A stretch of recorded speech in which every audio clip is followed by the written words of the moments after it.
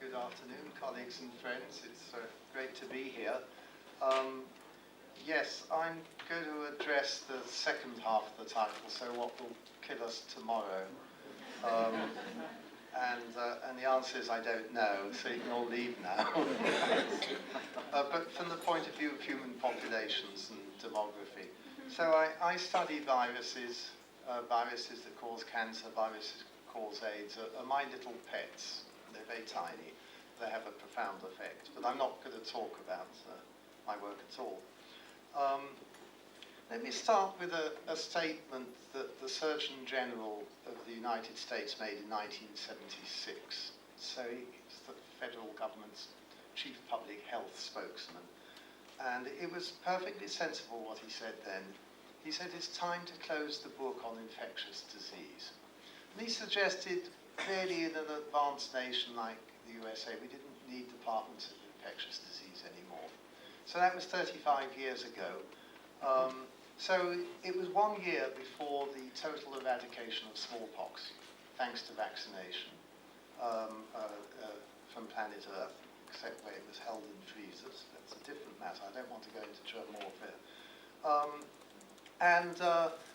The polio vaccine had been very successful too in developed countries, and antibiotics were working, so it was very reasonable. But these kinds of broad statements do have a tendency to come home and roost. So 5 years later, the first AIDS patients were identified in the USA. 1981, we just celebrated, that's not quite the word, the 30th anniversary of the identification commemorated. Okay, thank you, Howard. And it took another 2 years before HIV, the causative virus, was discovered. It dawned on us a little bit later, and that was work from my lab, that actually what was happening in Africa was AIDS under different names, Lyme disease. Let's move forward to 1999. 9 people in the Bronx and Queens in New York died of cerebral hemorrhage. And it turned out it was caused by a virus that no one had ever seen in the Americas before.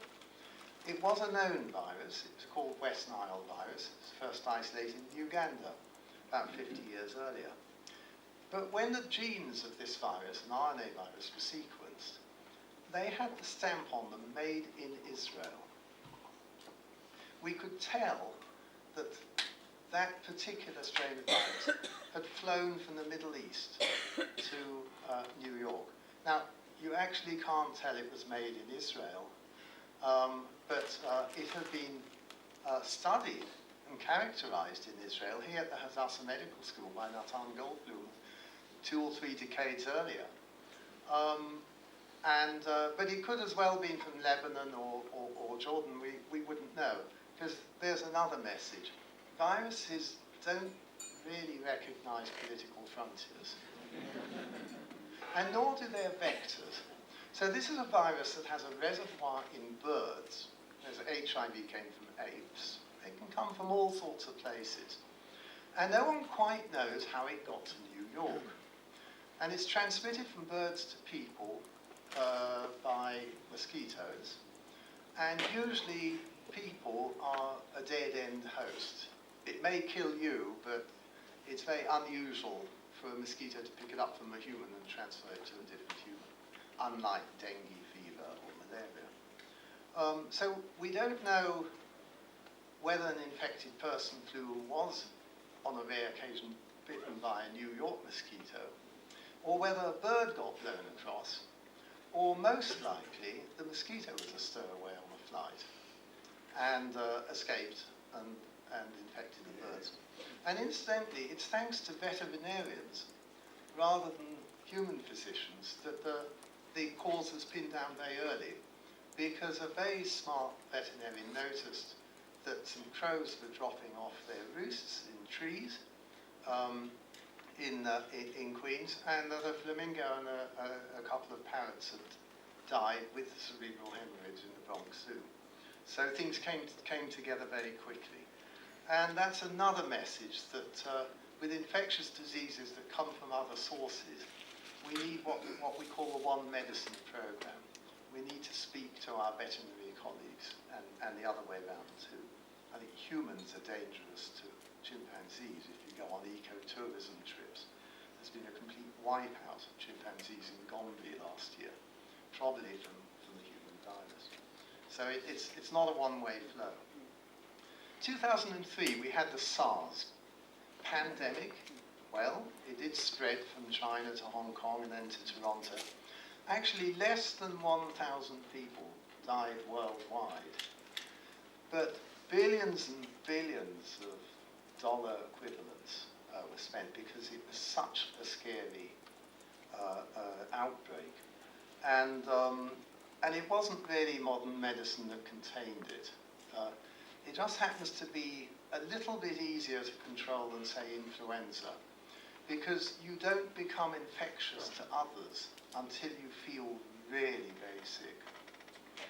Whereas with influenza, you become infectious to others about 2 days before you feel that sick. So you have a little bit more chance. So if I got the flu, I can spread it to you all. If I've got SARS, I feel too sick to be here on the podium, and so you'd be all protected. A little detail about the dynamics of the infection can make all the difference. But that was a very close call, SARS. And my last example would be the influenza outbreak of 2009 that arose in Mexico, originally came from pigs, and very rapidly became a human-to-human infection. Luckily, the virulence of it didn't prove to be too bad, although a lot of people, and a lot of young people, did die from this new strain of flu.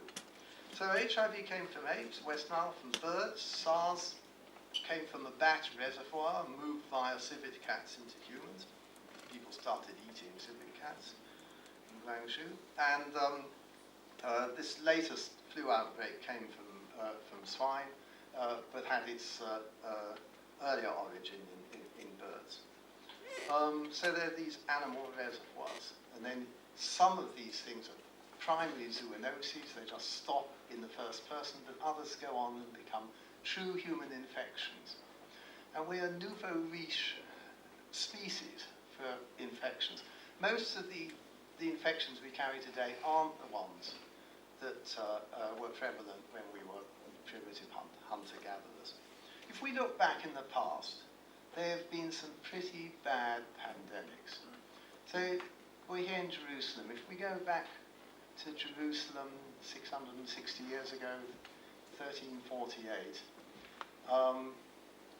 the Black Death had arrived, at the same time as it arrived in Europe.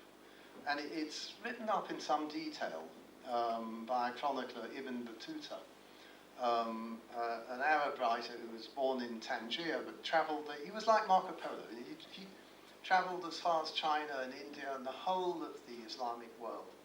And he describes the raging pandemic here in Jerusalem. Killed far more people than the Crusaders and Saladin killed combined.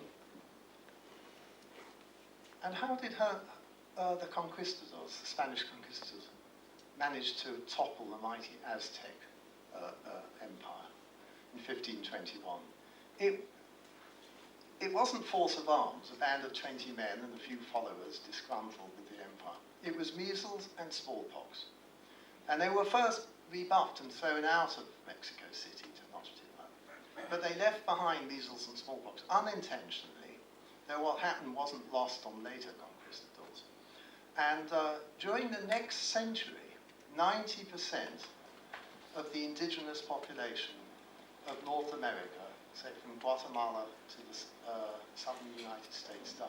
Now, shall we say that, well, of course, in the next century everyone died, but the population was reduced by 90%. I mean, just think there would have been no slave trade from Africa if the indigenous population was there to be enslaved and work on the plantations. Think of typhus.